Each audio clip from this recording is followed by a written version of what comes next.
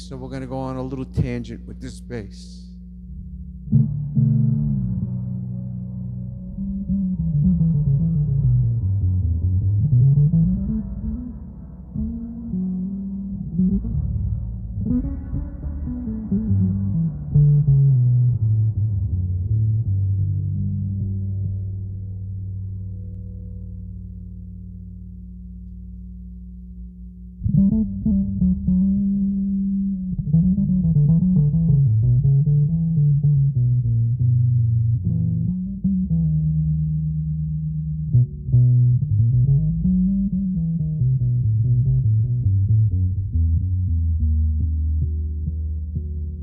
It just has such a woody sound, you know.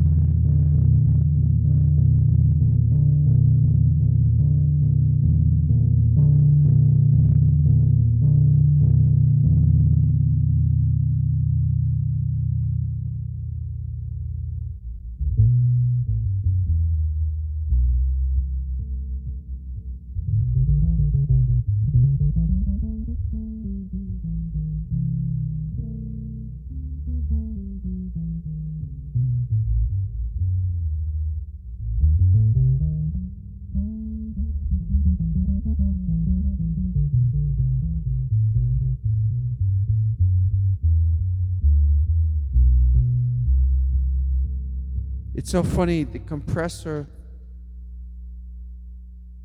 I guess maybe it has a hard time tracking the frequency, because I do run a little bit of compression.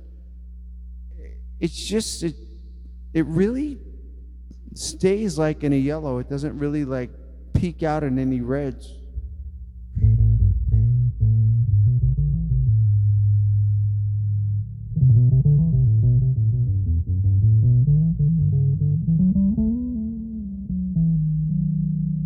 Oh, let's talk about the neck.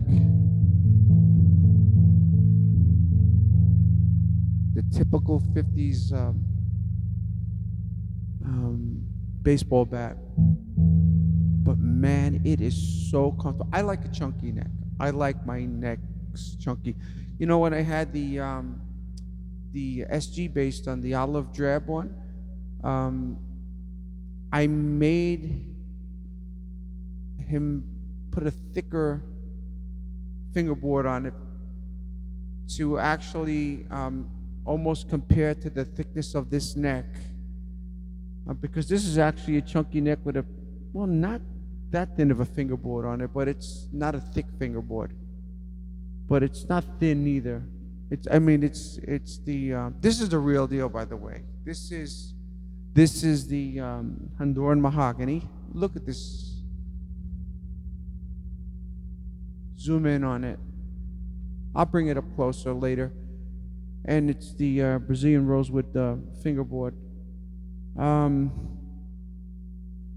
It's I'm just fortunate enough to be able to own this bass. You know, I work hard for what I got.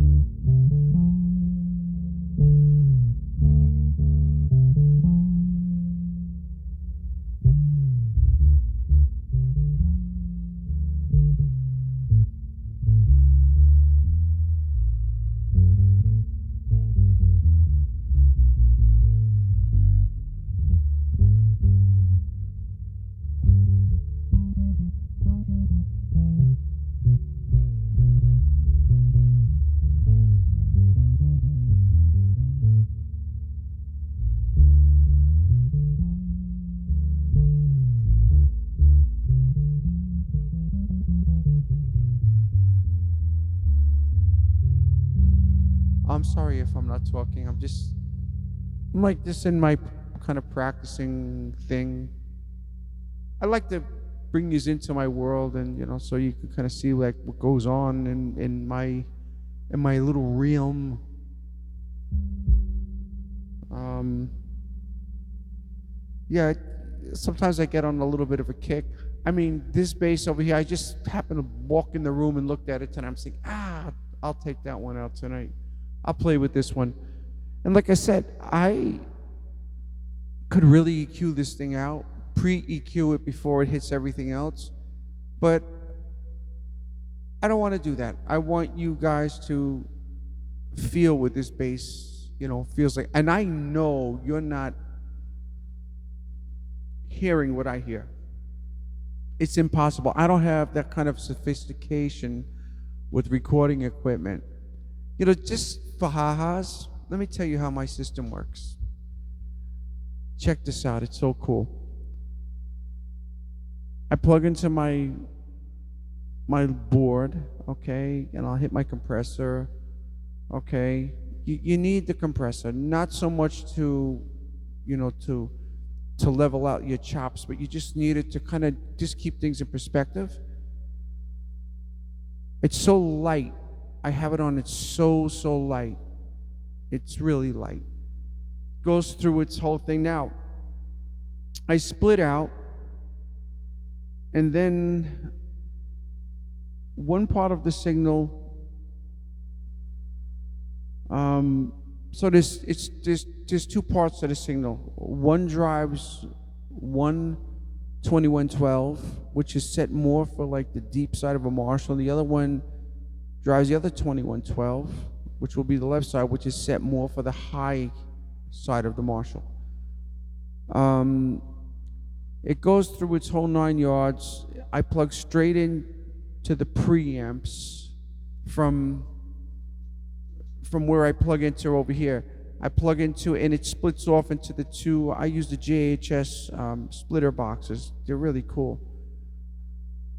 Then the effects loop comes through, and then it starts going into the effects. I have the Eventide Rose, and I have the Friedman Golden Pearl into one channel. Then that plugs into the Eventide H9 right side, and then the left side is basically unaffected signal, so you're only getting that into the Eventide, and then those both go out into the left and right side of the black hole, and then Eventide, and then that goes into my stereo loop. It's an RC3, and believe it or not, it's not really working right no more. I can't get the drum beats that were in it. I'm gonna buy a new one, but I'm tempted to get, I think it's the 5, I think it is, or the 7, whatever, one of those other upgrades. And then I use the what are they called? Chouks, or whatever it's called. I use those power supplies. I love them. They're compact and they're strong, and they're really strong. I also use, I got a BBE Sonic stomp in the line over there. Sometimes like you want to do that, like when I want to decipher with effects, like get more clarity. This is not the bass, it's going to do it. And then I go into I have a super clean pedal. Oh yeah, exotic. I can't see over there. And then I also use an Empress, what's his name, a buffer. But it's cool because that also has a loop on it, and then I can also minus, and I could also gain, and I could also put the boost on. It depends on what bass. But I use these things for clarity. It's not really affecting tone, It's not really affecting the tone, because a lot of times you don't know if I'm even plugged into this, because a lot of times it sounds like I'm plugged into my Marshall. That's the whole idea.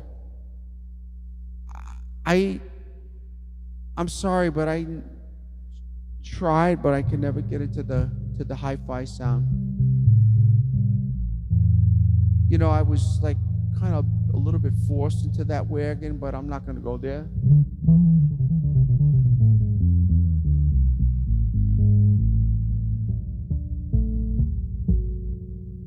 I actually got the reverse effect on, but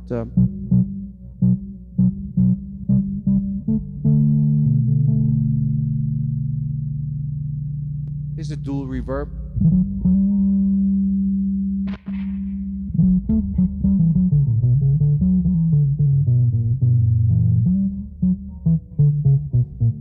You're not really gonna hear any clarity in any of this stuff because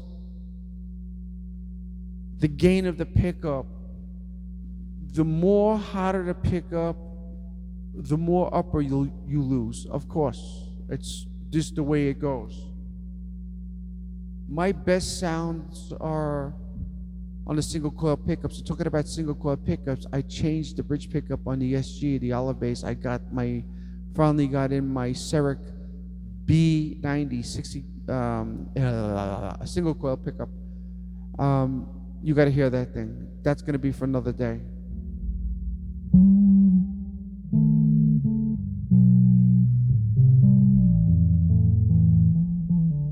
That's why if I put a little bit of the golden pearl,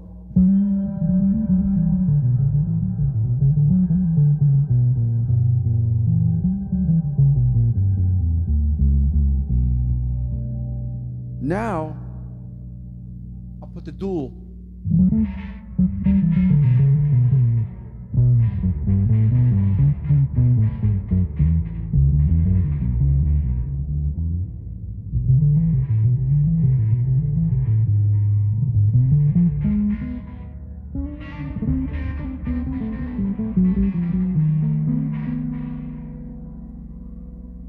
Now I'll put the reverse.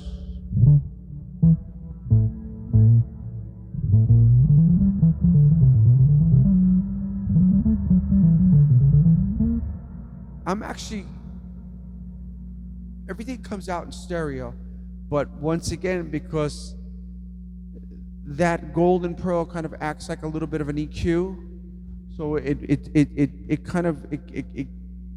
rolls off the low end and it does this and and that.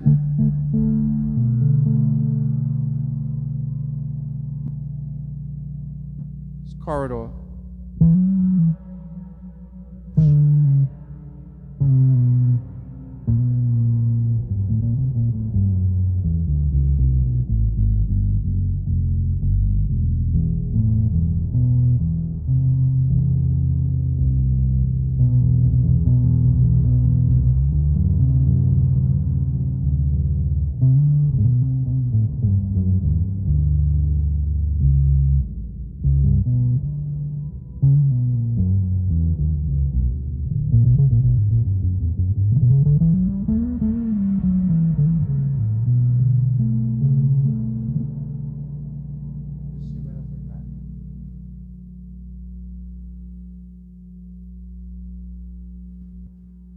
Micro chorus.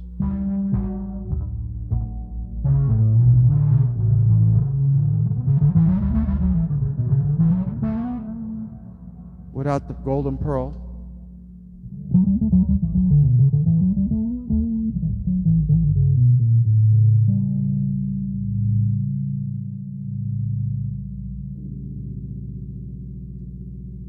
This is that 12-string sound.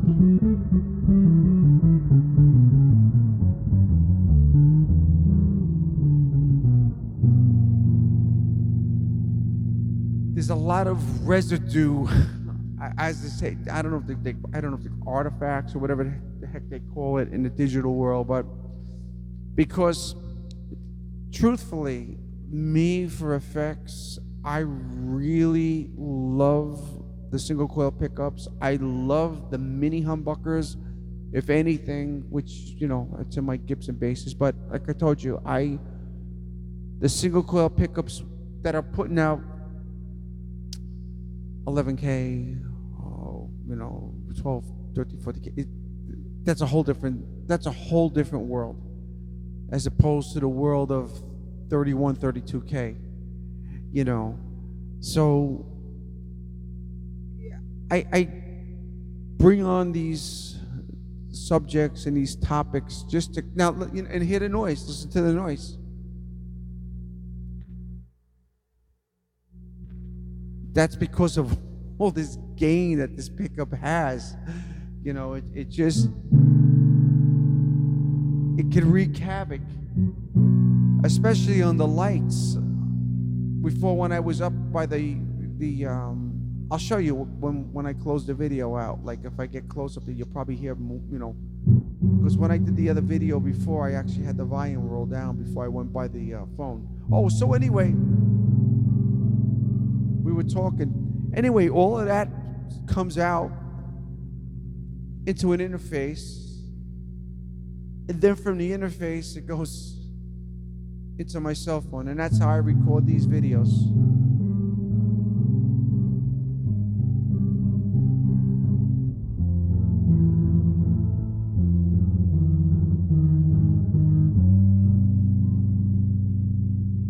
And that's how it's done.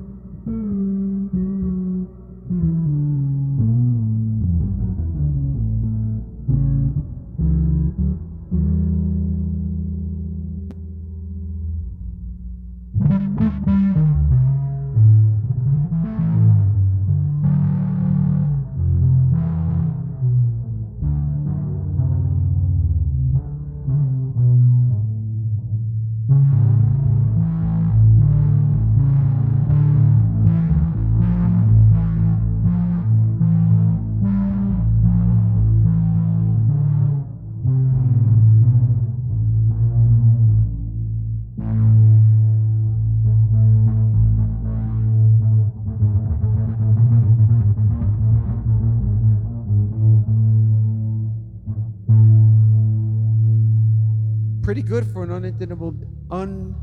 unintonatable bridge. I watched this guy, Twitford. He's like this luthier out of Canada. He comes up with these really remarkable words. You got to watch him. It's good to know the mechanics of an instrument. So anyway, that's it. Let me see some.